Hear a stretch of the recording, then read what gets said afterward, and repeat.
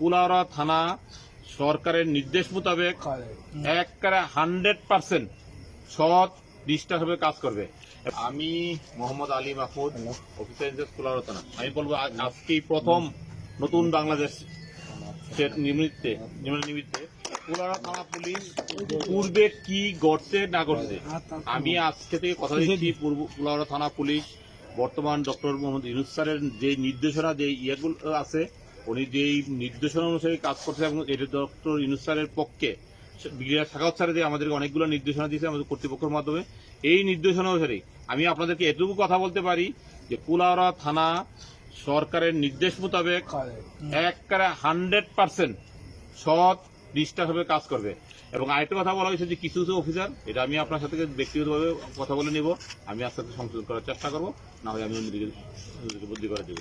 আর দ্বিতীয় একটা কথা, আমি আপনাদের পূর্বে কি ঘটেছে আমরা চাকরি করেছি, আমরা প্রধানমন্ত্রীর কর্মচারী, অনেক সময় প্রধানমন্ত্রীর কর্মচারী হিসেবে আমরা নিম্নপদস্থ কর্মচারী।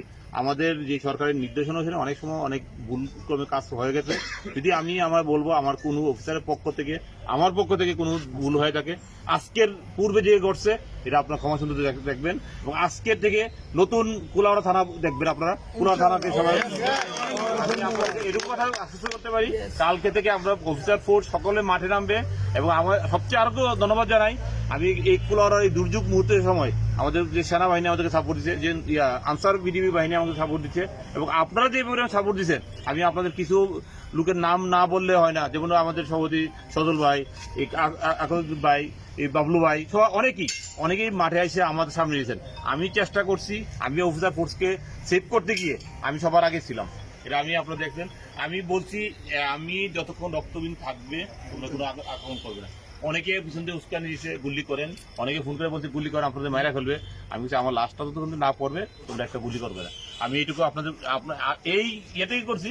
আশপাশে অনেক জায়গায় শুনছেন গুলি হয়েছে, আপনার ক্যাজুয়ালিটি হয়েছে, ইয়ে হয়েছে। আমি এইটুকু নিশ্চয়তা দিচ্ছি যে কুলাউড়া একটা কিন্তু রক্তপাত করতে দেই নাই, এবং এই গত এতে দেই নাই, ভবিষ্যতে হবে না। এবং আপনারা 100% থাকেন ন্যায় নিষ্ঠা এবং এর পক্ষে কাজ করব, এই বলে আমার বক্তব্য। এবং সার্বিক ক্ষেত্রে আপনার সহযোগিতা সবাই আসায় আপনি অনুপ্রাণিত হয়েছেন।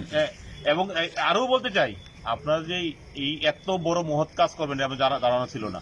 এই বিশেষ করে ব্যবসায়িক সভাপতি সেক্রেটারি যে এই দুজনের মহৎ ব্যক্তি, এই সুশীল সমাজের যে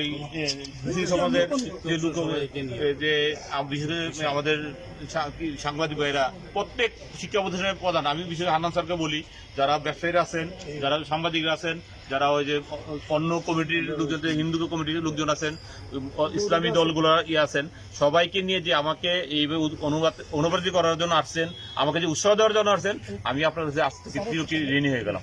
আমি আপনাদের আশা আকাঙ্ক্ষা পূরণ করতে পারবো, এইটুকু আমার বিশ্বাস এবং আশা। আমি আপনাদের সহযোগিতা যাচ্ছি, বাংলাদেশ একটা সুন্দর বাংলাদেশ এবং নতুন বাংলাদেশ গড়ে তোলার শপথ বাক্য পেশ করছি। আপনারা যে এই গত 5 তারিখের পর থেকে আজকে যে পরিমাণ সহযোগিতা করছেন, এবং আমি পাশাপাশি ছিলাম, দূরে ছিলাম, আপনারা যে সহযোগিতা করছেন, এবং এটার জন্য আমি আসলে ব্যবসা সমিতির কাছে কৃতজ্ঞ। এবং আমি আপনাদের কাছে আরও কিছু সহযোগিতা পাবো। এই 2-1 দিন সময় আছে, আমাদের সকল অফিসার আসতেছে, ওরা উৎসাহ দেওয়ার জন্য আপনারা একটু আমার পাশে থাকবেন, 100 পাবেন। এবং আমরা অফিসার আসলে আমরা পুরো দমে কাজ করবো। যেমন আমি সবচেয়ে আরেকটু উৎসাহ দিচ্ছি, আমার গাড়িটা নষ্ট হয়েছে, আমাদের মধ্যে ব্যবসায়ী কয়েকজন আসছে, সবাই গাড়িটা কি খরচ করা লাগবে আমাদের গাড়িটা করে, আপনি গাড়ি দুইটা যদি ঠিক না করতে পারি আমরা কুলাউড়া মানুষ সেবা পাবে না।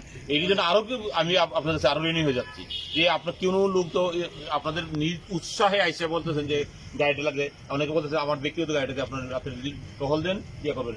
আমার নিরাপত্তার বিষয়ে অনেকে বলতেছেন যে ওসি সাহেব আপনি যদি কোনো নিরাপত্তা হীন বুক করেন আপনি আমার সাথে চলে আমার বাসায় থাকবেন। এটা আমি আপনাদের কাছে আরো ঋণী করে দিলেন, এগুলো আমার বক্তব্য দ্বিতীয়বার শেষ করছি।